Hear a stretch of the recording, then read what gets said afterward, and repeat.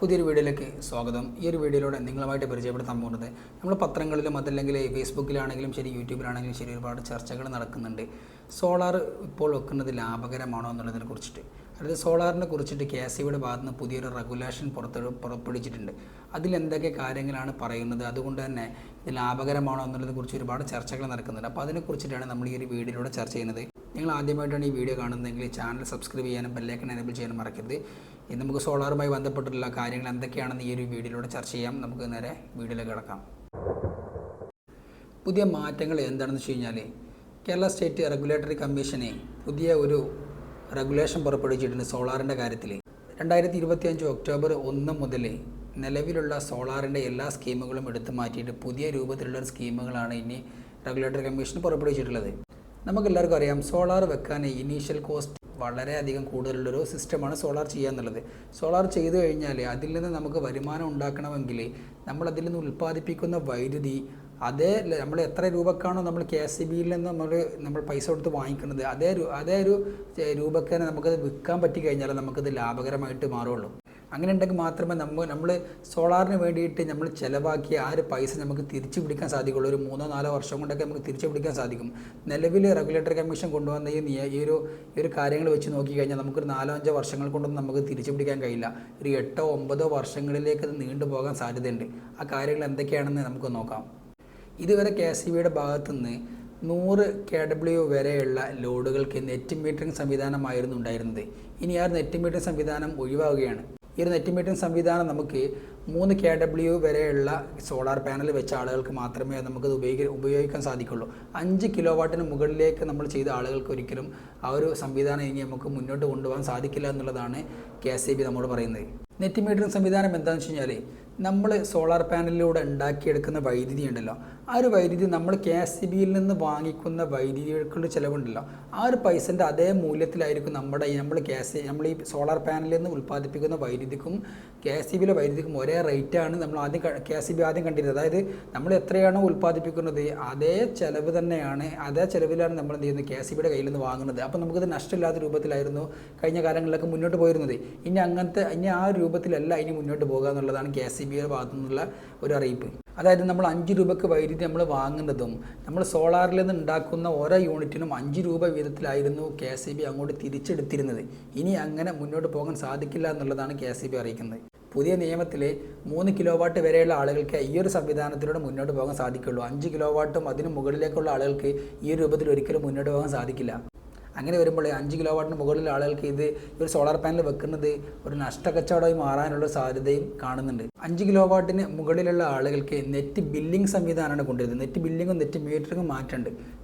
Net ബില്ലിങ്ങിൽ വരുന്നത് നമ്മളിപ്പോൾ നിലവിലിപ്പോൾ 5 രൂപ 8 രൂപ കിട്ടിയിരുന്ന ആളുകൾക്ക് ഇനി KSEBിയിലേക്ക് നമ്മൾ അങ്ങോട്ട് സപ്ലൈ കൊടുക്കുന്ന, അതായത് അങ്ങോട്ട് കറണ്ട് കൊടുക്കുന്ന സമയത്ത് നമുക്ക് കിട്ടുന്നത് കേവലം 2-3 രൂപ മാത്രമാണ് നമുക്ക് KSEBിയുടെ ഭാഗത്തു നിന്നും തിരിച്ച് നമുക്ക് ഓരോ യൂണിറ്റിനുള്ള സോളാറിൽ നിന്നും ഉൽപ്പാദിപ്പിക്കുന്ന വൈദ്യുതിക്ക് ഓരോ യൂണിറ്റും 2-3 രൂപയ്ക്ക് നമുക്ക് എന്ത് ചെയ്യുള്ളൂ ഈ ഒരു KSEBിയുടെ ഭാഗത്തു നിന്ന് നെറ്റ് ബില്ലിംഗ് ആയി കഴിഞ്ഞാൽ നമുക്ക് ലഭിക്കുകയുള്ളൂ.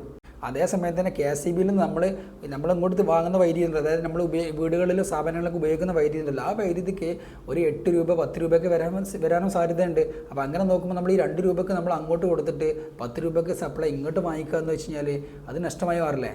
അത്തരം കാര്യങ്ങളാണ് ഈ ഒരു റെഗുലേഷനിലൂടെ KSEB പുറത്തുവിട്ടിട്ടുള്ളത്.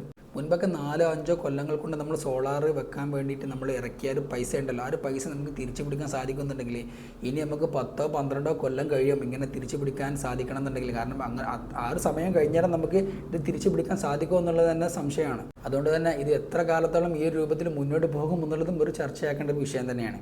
നെറ്റ് മീറ്ററിങ്ങിൻ്റെ സമയത്ത് നമുക്കൊരു ബാറ്ററി ബാക്കപ്പ് അല്ലെങ്കിൽ ബാറ്ററി ബാങ്ക് എന്നുള്ള സംവിധാനത്തിൻ്റെ ഒരു ആവശ്യം നമുക്കില്ല. കാരണം നമുക്ക് യഥേഷ്ടം നമുക്ക് ഉപയോഗിക്കാം. നമ്മൾ എത്ര രൂപക്കാണോ നമ്മൾ ഉപയോഗിക്കുന്നത് അത്രയും നമുക്ക് എന്ത് ചെയ്താൽ മതി, യൂണിറ്റ് അങ്ങോട്ട് കൊടുക്കാൻ പറ്റുന്നുണ്ടെങ്കിൽ നമുക്കത് യഥേഷ്ടം ഉപയോഗിക്കാവുന്ന ഒരു സംവിധാനമായിരുന്നു നെറ്റ് മീറ്ററിങ്. എന്നാൽ നെറ്റ് ബില്ലിങ്ങിലേക്ക് വരുന്ന സമയത്ത് 5 കിലോവാട്ടിന് മുകളിൽ നമ്മൾ ഉപയോഗിക്കുന്ന, അല്ലെങ്കിൽ 5 കിലോവാട്ടിന് മുകളിലേക്ക് 10 കിലോവാട്ടിന് മുകളിലേക്ക് ഉപയോഗിക്കുന്ന ആളുകൾക്ക് എന്ത് ചെയ്യണം, ഒരു സ്റ്റോറേജ് ബാങ്ക് നമ്മൾ വെക്കണം എന്ന് പറയുന്നത്. അതായത് നമ്മൾ എത്രയാണോ നമ്മളെ സോളാറിൻ്റെ കപ്പാസിറ്റി അതിൻ്റെ 30% നമ്മൾ എന്ത് ചെയ്യണം നമ്മൾ സ്റ്റോറേജ് വെക്കണം. അതായത് ഹൈബ്രിഡ് സിസ്റ്റത്തിലേക്ക് നമ്മുടെ ഒരു ഇൻവേർട്ടറും അതുപോലെ തന്നെ നമ്മുടെ ബാറ്ററി സെറ്റപ്പിനെയും മാറ്റി കൊണ്ടുവരണം.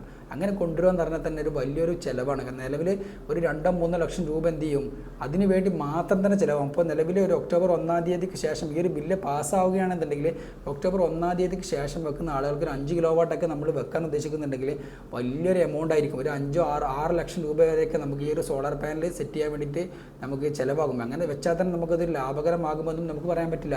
അതിനിടെ തന്നെ സ്റ്റോറേജ് ആയിട്ട് വെക്കുന്ന ഒരു ബാറ്ററി നമ്മൾ മാറ്റേണ്ടി വരും. കാരണം ഓരോ ബാറ്ററിക്കും 5-6 ഒക്കെ വർഷം മാത്രമേ ലൈഫുള്ളൂ. നമ്മൾ ഹൈബ്രിഡ് സിസ്റ്റത്തിലാകുമ്പോൾ ഈ ഒരു ബാറ്ററി എപ്പോഴും യൂസ് ആകുന്നതുകൊണ്ട് ബാറ്ററിക്ക് പെട്ടെന്ന് മെയിൻ്റനൻസ് വരും. ആ സമയത്തൊക്കെ നമ്മൾ എന്ത് ചെയ്യേണ്ടി വരും, ഈ ബാറ്ററിയൊക്കെ മാറ്റേണ്ടതായിട്ടും വരും. അപ്പോൾ അതിൻ്റെ ഒരു കോസ്റ്റ് അഡീഷണൽ ഇത് വേറെയും വരും. അങ്ങനെ നോക്കുമ്പോൾ ഇത് മൊത്തത്തിലൊരു നഷ്ടത്തിലേക്ക് പോകാനുള്ള സാധ്യതയാണ് നമ്മൾ കാണുന്നത്. അതൊരു 5 കിലോ വാട്ടിന് മുകളിലുള്ള ആളുകൾക്കുണ്ട്. 3 കിലോ വാട്ടിൻ്റെ താഴെ അല്ലെങ്കിൽ 3 കിലോ വാട്ട് വരെ വെച്ച ആളുകൾക്ക് ഇത് യാതൊരു പ്രശ്നവും നിലവിൽ ഈ ഒരു റെഗുലേഷൻ പ്രകാരം ഉണ്ടാകുന്നില്ല എന്നുള്ളതാണ്. ഇതിന് മറ്റൊരു പ്രശ്നം കൂടെ ഉണ്ട്. നമ്മളിപ്പോൾ നിലവിൽ ഒരു വ്യക്തിക്ക് ഒരു സ്ഥാപനമുണ്ട്, അതുപോലെ വീട് 1-2 സ്ഥാപനങ്ങളുണ്ട്, വീട് ഒക്കെ ആയിട്ട് മൊത്തത്തിലൊരു 3-4 കണക്ഷൻസൊക്കെ ഒരു വ്യക്തിയുടെ പേരിലുണ്ടെങ്കിൽ ആ വ്യക്തിയുടെ പുരയിടത്തിൻ്റെ മുകളിൽ അത്യാവശ്യം നല്ല രൂപത്തിലൊരു 10-15 കിലോ വാട്ടിൻ്റെ ഒരു സോളാർ പാനൽ സെറ്റ് ചെയ്ത് കഴിഞ്ഞാൽ ആ വ്യക്തിയുടെ പേരിലുള്ള എല്ലാ സ്ഥാപനങ്ങളിലേക്കും ഈ ഒരു സപ്ലൈ നമുക്ക് ഈ ഒരു യൂണിറ്റിനുള്ള പൈസ ഉണ്ടല്ലോ അത് നമുക്ക് ഡിവൈഡ് ചെയ്ത് കൊടുക്കാൻ പറ്റുമായിരുന്നു. ആ വീട്ടിൽ നിന്ന് കൂടുതൽ സോളാർ പാനലിലൂടെ നമ്മൾ കറണ്ട് ഉൽപ്പാദിപ്പിക്കുന്നുണ്ടെങ്കിൽ ആ വീടുകളിലെ കറണ്ട് ബില്ലുകളിലേക്കും അതുപോലെ തന്നെ സ്ഥാപനങ്ങളിലെ കറണ്ട് ബില്ലിലേക്ക് ഡിവൈഡ് ചെയ്ത് കൊടുക്കാൻ പറ്റുമായിരുന്നു മുൻപേ. ഈ ഒരു റെഗുലേഷൻ പാസ്സായി കഴിഞ്ഞാൽ അത്തരത്തിലുള്ള ഒരു സംവിധാനം ഇനി മുന്നോട്ട് പോകാൻ പറ്റില്ല. കാരണം അത് അവിടെ വെച്ച് നിർത്താം, ഇത് പുറത്ത് വേറെ വെക്കുന്നുണ്ടെങ്കിൽ ആ സ്ഥാപനത്തിൽ വേറെ വെക്കുക എന്നുള്ള സിസ്റ്റത്തിലേക്കാണ് അത് മുന്നോട്ട് പോകുന്നത്. നമ്മുടെ വീടുകളിലൊക്കെ അധികമായിട്ട് ഉൽപ്പാദിപ്പിക്കുന്ന ഒരു വൈദ്യുതി ഉണ്ടല്ലോ, അത് നെറ്റ് ബില്ലിങ്ങിലേക്ക് വരുന്ന സമയത്ത് അതിന് തുച്ഛമായിട്ടുള്ള 2-3 രൂപ തന്നിട്ട് നമ്മൾ സെറ്റിൽ ചെയ്യും. ഓരോരോ മാസത്തിൽ നമ്മൾ എന്ത് ചെയ്യും, സെറ്റിൽ ചെയ്യും. മുൻപ് 5 കിലോ വാട്ടിൽ നിന്നും ഒരു 600 യൂണിറ്റ് ഉൽപ്പാദിപ്പിക്കുന്ന ഒരു സോളാർ പാനലുണ്ടെന്ന് സങ്കല്പിക്കുക. അങ്ങനെ വെച്ച് കഴിഞ്ഞാൽ മുൻകാലങ്ങളിലൊക്കെ നമുക്ക് ഒരു 300 യൂണിറ്റ് നമ്മൾ എന്ത് ചെയ്യുള്ളൂ ഉപയോഗിച്ചിട്ട് 300 യൂണിറ്റ് നമുക്ക് എന്ത് ചെയ്യാൻ പറ്റും, അടുത്ത മാസങ്ങളിലേക്ക് മാറ്റിയേക്കാനൊക്കെ സാധിക്കും. അങ്ങനെയുള്ള സിസ്റ്റമൊന്നും ഈ ഒരു റെഗുലേഷൻ വരുന്ന സമയത്ത് ഉണ്ടാകുന്നില്ല എന്നുള്ളതൊരു ഉപഭോക്താക്കളെ സംബന്ധിച്ചിടത്തോളം വലിയൊരു നഷ്ടമാണ്. അതായത് നമ്മൾക്ക് എന്ത് ചെയ്യും, ഒരു 300 യൂണിറ്റിൻ്റെ അത് നമുക്ക് ബാലൻസ് ആയിട്ട് അവിടെ നിൽക്കുന്നുണ്ടെങ്കിൽ അത് നമുക്ക് അടുത്ത കറണ്ട് ബില്ലിലേക്ക് എന്ത് ചെയ്യാൻ പറ്റും, അത് ആഡ് ചെയ്യാൻ പറ്റുമായിരുന്നു. ഈ സമയത്ത് ഇങ്ങനെ റെഗുലേഷൻ വരുമ്പോൾ അങ്ങനത്തെ യാതൊരു തരത്തിലുള്ള ഒരു സംവിധാനങ്ങളും നിലനിൽക്കില്ല എന്നുള്ളതും ഇതിൻ്റെ ഒരു പ്രശ്നമായിട്ടാണ് കാണേണ്ടത്. അതുപോലെ തന്നെ മഴക്കാലത്ത് നമുക്ക് ഉപയോഗം കുറവായിരിക്കും. വീടുകളിലൊക്കെ AC-ൻ്റെ ഒന്നും ആവശ്യമില്ല, AC ഫാനൊന്നും വളരെ തുച്ഛമായിട്ട് നമ്മൾ ഉപയോഗിക്കുള്ളൂ. എന്നാലോ സോളാർ പാനൽ നമ്മൾ അധികമായിട്ട് എന്ത് ചെയ്യും, കറണ്ട് ഉൽപ്പാദിപ്പിച്ചിട്ട് നമ്മൾ KSE-ലേക്ക് കൊടുക്കുന്നുണ്ടാവും. അങ്ങനെ വരുമ്പോഴൊക്കെ നമുക്കിതൊരു ഒരു ഡെപ്പോസിറ്റ് ആയിട്ട് എടുക്കേണ്ട ഒരു സംഭവമായിരുന്നു. അങ്ങനെ ആ ഡെപ്പോസിറ്റ് ആയിട്ട് വരുന്ന യൂണിറ്റ് നമുക്ക് വേനൽക്കാലങ്ങളിൽ AC ഇതൊക്കെ ഉപയോഗിക്കുന്ന സമയത്തേക്ക് നീക്കി വെക്കാനുള്ളൊരു സംവിധാനം നിലവിലുണ്ടായിരുന്നു. ഇങ്ങനെ വരുമ്പോൾ ആ ഒരു സംവിധാനങ്ങളൊന്നും നിലനിൽക്കില്ല എന്നുള്ളതും ഇതിൻ്റെ ഒരു പോരായ്മയാണ്. മറ്റൊരു കാര്യം എന്താണെന്ന് വെച്ച് കഴിഞ്ഞാൽ ഈ 5 കിലോ വാട്ടിന് മുകളിലേക്കും അതുപോലെ 3 കിലോ വാട്ടിലൊക്കെ നിലവിൽ ഈ ഒരു ഒക്ടോബർ 1 കഴിഞ്ഞാൽ ഈ റെഗുലേഷനിൽ വന്ന ഈ ഒരു സംഭവം പാസ്സായി കഴിഞ്ഞാൽ 3 കിലോ വാട്ടിനും 5 കിലോ വാട്ടിലും ഒക്കെ ഉൽപ്പാദിപ്പിക്കുന്ന ഓരോ യൂണിറ്റിനും ഓരോ രൂപ വെച്ചിട്ട് KSEBിക്ക് അങ്ങോട്ട് നമ്മൾ കൊടുക്കണം എന്നും പറയപ്പെടുന്നുണ്ട് ഈ റെഗുലേഷൻ്റെ. അങ്ങനെ വന്നു കഴിഞ്ഞാൽ സോളാർ പാനൽ വെച്ചിട്ട് കറണ്ട് നമ്മൾ ഉൽപ്പാദിപ്പിക്കുക എന്ന് പറഞ്ഞത് വലിയൊരു നഷ്ടക്കച്ചവടമായിട്ട് മാറാനും സാധ്യതയുണ്ട്. അപ്പോൾ ഇത്തരം കാര്യങ്ങളൊക്കെയാണ് ഈ ഒരു റെഗുലേഷനിലൂടെ അവർ പാസ്സാക്കാനായിട്ട് ഉദ്ദേശിക്കുന്നത്. ഇതിനെതിരെ ഒരു ക്യാമ്പയിനൊക്കെ നടന്നിട്ടുണ്ടായിരുന്നു, അതിലൊക്കെ എല്ലാവരും ഉൾപ്പെട്ടിട്ടുണ്ടാവുമെന്ന് വിചാരിക്കുന്നു. അങ്ങനെ ചെയ്ത് കഴിഞ്ഞാൽ നമുക്ക് എന്തെങ്കിലുമൊക്കെ മാറ്റങ്ങൾ കൊണ്ടുവരാൻ സാധിക്കുമായിരുന്നു. അങ്ങനെ ചെയ്തവർക്കൊക്കെ ഇതിലേക്ക് മാറ്റം കൊണ്ടുവരാൻ സാധിക്കട്ടെ എന്നാണ് നമുക്ക് പറയാനുള്ളത്. അപ്പോൾ ഈ ഒരു വീഡിയോ നിങ്ങൾക്ക് ഇഷ്ടപ്പെട്ടിട്ടുണ്ടെങ്കിൽ വീഡിയോ ലൈക്ക് ചെയ്യാനും ഷെയർ ചെയ്യാനും കമൻറ്റ് ചെയ്യാനും മറക്കരുത്. ഇതുപോലുള്ള വീഡിയോസ് ഇനിയും അപ്ലോഡ് ചെയ്യുന്നതായിരിക്കും. അപ്പോൾ നിങ്ങൾ ആ ഒരു വീഡിയോ കിട്ടാൻ വേണ്ടിയിട്ട് ചാനൽ സബ്സ്ക്രൈബ് ചെയ്തേക്കാൻ മറക്കരുത്. മറ്റൊരു വീഡിയോയിൽ കാണും വരെ ഗുഡ് ബൈ.